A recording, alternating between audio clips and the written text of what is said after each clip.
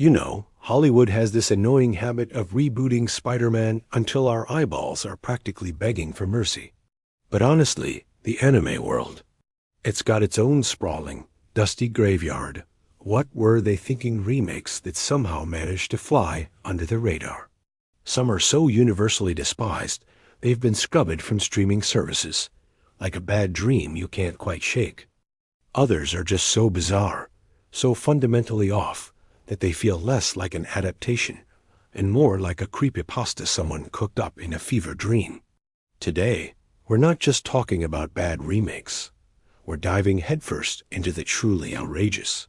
So, get ready, we're counting down 3 anime remakes so utterly baffling, you'll genuinely wonder if the committee greenlit them after a 3-day sake bender. Let us set the stage with a little statistic that perfectly encapsulates the kind of outrage we're dealing with. Section 1, Number 3. Pokemon. Mewtwo Strikes Back Evolution 2019. Alright, let's ease into this cinematic carnage gently. Our first contender is Pokemon. Mewtwo Strikes Back Evolution from 2019. The original 1998 Pokemon movie wasn't just a film. It was a cultural touchstone for an entire generation. It melted our 8-year-old hearts with its hand-drawn animation, those perfectly rendered tears, and that gut punch line that still resonates today. I see now that the circumstances of one's birth are irrelevant. It is what you do with your gift that determines who you are. It was a surprisingly profound message wrapped in a vibrant, emotionally charged package. Fast forward 21 years. And what do we get? Evolution. A shot-for-shot CGI remake that, instead of enhancing the original's charm, somehow managed to drain all the life out of it. The characters look like they were sculpted in Play-Doh, left out in the sun, and then perhaps microwaved for good measure. Every expressive nuance of the original's 2D animation was replaced with stiff, uncanny valley models that just couldn't quite emote. Remember that iconic scene where Ash turns to stone and Pikachu just lets out that heart-wrenching silent sob? In the remake, Pikachu's tears look less like genuine grief and more like glass beads painstakingly glued onto a Funko Pop. The emotional impact? Gone, replaced by a strange plasticine emptiness. Why did this even exist? Pure, unadulterated brand synergy. That's why. The Detective Pikachu live-action movie was about to drop, and the Pokemon Company, TPC, clearly needed a quick, easy nostalgia bump. Instead of doing the sensible thing, like remastering the original 35mm film with a fresh coat of digital paint, they decided to re-render the entire thing in clunky 3D. It was a choice that baffled fans and critics alike. The result was a film that felt less like a tribute and more like a cheap cash grab, devoid of the soul that made the original so special. And fans? Oh, they revolted. Japan's opening weekend box office was a dismal 44% down compared to the 1998 run. On Rotten Tomatoes, the audience score limps along at a pathetic 38%. Even the English dub felt off, a jarring experience for longtime fans. They recast half the Pokemon voices to match the new TV actors, so our beloved Pikachu suddenly sounded like he'd taken up chain smoking behind the gym. The only silver lining, the only win in this whole bizarre endeavor, is that it is so forgettable that new fans still stumble upon the hand-drawn classic and cry legit tears, proving once and for all that you simply can't CGI heart. The magic of the original was in its handcrafted charm, something a sterile 3D replica could never hope to replicate. Section 2, Number 2. Saint Seiya, Knights of the Zodiac, 2019 Netflix. Next up, we have a remake that wasn't content with just mediocre animation. It decided to completely rewrite character identities, obliterate an iconic soundtrack, and somehow still managed to look like a cutscene from a PlayStation 2 game. We're talking about Netflix Saint Seiya, Knights of the Zodiac from 2019. For an entire generation of Latin American and European kids in the 90s, Saint Seiya wasn't just another anime. It was the gateway drug to shonen. It was violent, dramatically over the top, unapologetically flamboyant, and filled with cosmic battles where characters literally punched holes in dimensions. The original anime, with its vibrant animation and legendary synth rock soundtrack, captivated millions. Netflix's CG reboot, however, kept the visually stunning armor designs and then, with what felt like gleeful abandon, tossed everything else that made Saint Seiya special into the trash compactor. The animation was stiff, the action sequences lacked the original's dynamic flair, and the overall presentation felt cheap, despite the Netflix budget. But the biggest lightning rod, the decision that sparked genuine outrage and endless debates across the internet, was the transformation of Andromeda Shun. In the original, Shun was a gentle, pacifist boy with flowing green hair, a character celebrated for embodying a different kind of masculine strength, one that prioritized empathy and nonviolence, often solving problems without resorting to brute force. Netflix, in a move they touted as progressive, gender-swapped Shun, turning him into a stoic girl. Some corners of the internet praised this as a step towards inclusivity, a refreshing change for modern audiences. But for longtime fans, it felt like an erasure, a fundamental misunderstanding of one of the few gentle male heroes in anime who proved strength ice. Tio is about punching harder. And honestly, regardless of the intent, the writing did her zero favors. This new Shun spends 12 episodes getting rescued, constantly sidelined while the boys flex their muscles, ironically undermining any potential progressive message. It just made the change feel hollow and poorly executed. Animation-wise, it was a disaster. Every piece of cloth armor was rendered in this weird plastic chrome texture that somehow reflected more personality than the characters' faces. The fight choreography? Gone. Seriously, they literally reused the same jump kick animation 3 times in episode 5 alone. It wasn't just lazy, it was insulting. And the music? Oh, the music.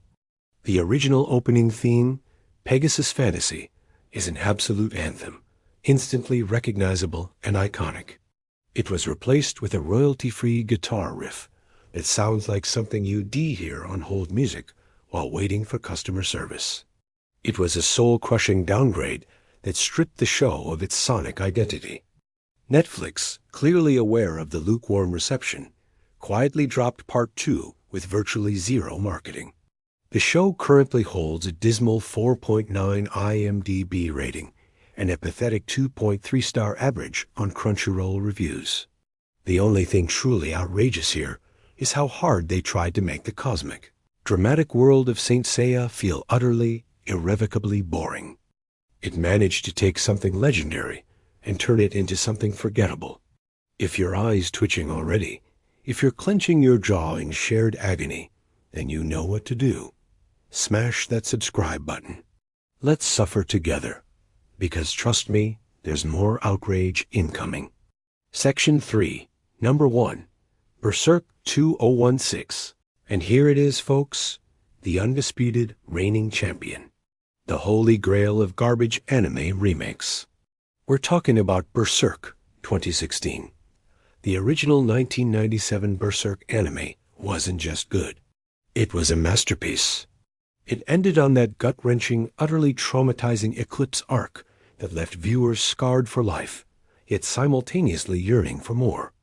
Fans, myself included, begged and pleaded for a faithful reboot for 19 long years, dreaming of a continuation that honored Kentaro Miura's dark, brutal, and breathtaking manga. Studio GEMBA, bless their hearts, answered our prayers with a CGI train wreck so monumentally ugly that even the manga demonic apostles probably look at it and feel bad for us. It wasn't just a failure, it was an insult. Let's talk sins, because there are many. First, the frame rate. It hovered somewhere around 12 frames per second, making every sword swing resemble a broken animatronic at a rundown Chuck E. Cheese. Guts, the legendary black swordsman, moved with the grace of a brick. Second, The iconic Band of the Hawk, originally portrayed with gritty detail, was now rendered in cel-shaded polygons that glowed like rubber ducks in a bathtub.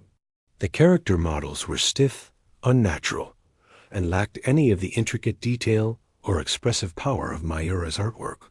Third, the sound mix was utterly broken. Sword clangs, which should have been impactful and heavy, sounded like someone hitting a trash can with a stick in a tunnel. The audio design actively worked against any sense of immersion.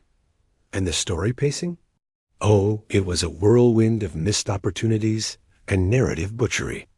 They sprinted through the conviction arc in a mere 12 episodes, axing key character beats and vital world building that made the manga so rich. Jill, the lost child who serves as a crucial mirror to Guts' own trauma and a symbol of humanity's suffering, never introduced. Farnese's complex crisis of faith, her journey from zealous fanatic to a more empathetic character, reduced to a single throwaway line of exposition. The result was a plot that was simultaneously rushed, leaving no room for emotional resonance, and yet utterly incomprehensible to anyone not already intimately familiar with the manga. It felt like watching a highlight reel of a story you already knew, but with all the heart ripped out. Worst of all, the production would occasionally, almost mockingly, throw in a beautifully rendered 2D hand-drawn close-up of a character's face. These moments, brief and jarring, served only to remind viewers how good the anime could have looked, how faithful it could have been, if only they had chosen a different approach. It was like a cruel taunt. Viewers, in their collective despair, created a meme called Clang to mock the comically bad sword sound effect, and it trended on Japanese Twitter for weeks. That's how deep the disappointment ran. The numbers don't lie either. Blu-ray sales in Japan barely cracked 1,100 units. Compare that to the 1997 DVD box set that still sells out reprints to this day. Critics on Anime News Network famously called it an insult to Miura's legacy. And perhaps the most damning indictment of all? Even the 2022 Memorial Re-edition, which compiled existing anime content, completely skipped this 2016 season, jumping directly to the 2021 sequel movies. It's as if the industry itself decided to collectively pretend it never happened. If you want to experience Berserk, start with the 97 anime, then read the manga, and just pretend 2016 was a collective hallucination triggered by too much energy drink cosplay. Seriously, save yourself the trauma. So, there you have it. 3 outrageous remakes, 3 cautionary tales that stand as stark reminders of how not to adapt beloved source material. Whether it's the plastic, lifeless Pokemon tears, the baffling gender-flipped Saint Seiya, or Berserk's slideshow carnage, the pattern is disturbingly clear. Disrespect the original source material, slash the budget until it screams, and then just pray that brand recognition alone is enough to carry the rotting corpse across the finish line. Hollywood gets roasted endlessly for its lazy reboots, and rightfully so, but the anime industry, in its own unique and often bizarre way, can turn betrayal into an art form. It makes you wonder, doesn't it? Which of these anime remakes hurt you the most? Or perhaps you know a secret, obscure reboot that deserves its moment in this outrageous spotlight?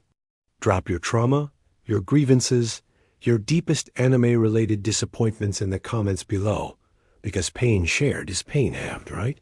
We're all in this together. I'll see you in the next one, and remember, sometimes, just sometimes, the best reboot is the one that never happens at all.